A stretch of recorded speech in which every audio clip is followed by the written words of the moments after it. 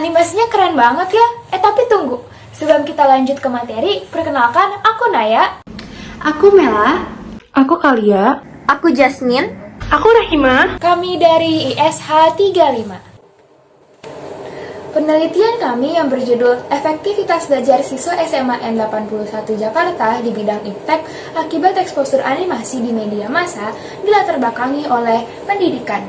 Pendidikan merupakan kunci utama untuk perkembangan para generasi penerus bangsa. Maka dari itu, metode pembelajaran yang digunakan haruslah benar agar para siswa mampu memahami materi dengan mudah. Sekarang ini, guru menggunakan metode pembelajaran tertulis seperti pada papan tulis, pada PowerPoint, ataupun media lainnya. Namun, seiring berkembangnya zaman, terdapat gambar bergerak yang biasa disebut dengan animasi yang kebetulan juga sedang marak di kalangan pelajar. Mengapa demikian? Animasi mampu menyediakan visualisasi yang menarik para pelajar. Dikatakan pula, visualisasi tersebut dapat membantu para siswa dalam pembelajaran mereka. Kami, selaku pelajar yang juga tertarik terhadap animasi, pun berambisi untuk menyusun penelitian ini. Berdasarkan latar belakang yang telah dijelaskan sebelumnya, kami sebagai peneliti telah merumuskan 3 buah rumusan masalah yang akan diangkat dalam penelitian ini. Yang pertama, apakah eksposur animasi di media massa dapat berpengaruh dalam meningkatkan efektivitas belajar siswa SMA N81 Jakarta di bidang iptek? Yang kedua, bagaimana dampak dari eksposur animasi di media massa terhadap efektivitas belajar siswa SMA N81 Jakarta di bidang iptek? Yang ketiga, bagaimana penerapan animasi di media massa yang baik sehingga eksposur dapat berdampak pada efektivitas belajar siswa SMA N81 Jakarta di bidang iptek. Dari ketiga rumusan masalah tersebut, maka ada 3 tujuan yang ingin kami capai dalam penelitian ini. Yang pertama, untuk mengetahui apakah eksposur animasi di media massa dapat meningkatkan efektivitas belajar siswa SMA N81 Jakarta di bidang iptek. Yang kedua, untuk mengetahui dampak dari penggunaan eksposur animasi di media massa terhadap efektivitas belajar siswa SMA N81 Jakarta di bidang iptek. Yang ketiga, untuk mengetahui bagaimana penerapan animasi di media massa yang tepat agar berdampak terhadap efektivitas belajar siswa SMA N81 Jakarta di bidang iptek. Selanjutnya, kami akan membahas mengenai bab 2 atau tinjauan pustaka. Yang pertama adalah pengertian animasi. Animasi adalah penggambaran suatu objek berupa gambar, benda atau teks yang ditampilkan sehingga seolah-olah objek tersebut bergerak. Jenis-jenis animasi sendiri secara umum terbagi menjadi 2, yaitu animasi 2 dimensi dan animasi 3 dimensi. Animasi pertama kali diproyeksikan pada tahun 1890 oleh Charles Emile Reynaud, yang berkembang lagi ketika Walt Disney memperbesar visualisasi bergerak ini dan karya Mickey Mouse, yang menjadi animasi pertama dengan audio.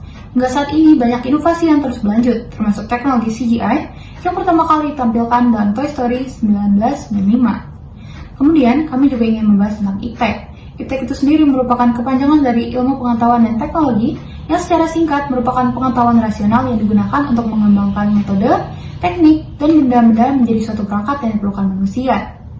Kami juga ingin membahas tentang media massa yang memiliki arti sarana yang digunakan dalam komunikasi massa yang memiliki kemampuan untuk menyebarkan pesan secara serentak dan cepat kepada halayak yang luas dan heterogen seperti media TV atau radio yang memiliki karakter bersifat melembaga, satu arah, luas dan serempak, memakai peralatan teknis atau mekanis, dan bersifat terbuka. Fungsinya sebagai penyebar informasi, sarana pendidikan, dan memengaruhi, dan berjenis cetak, elektronik, juga online.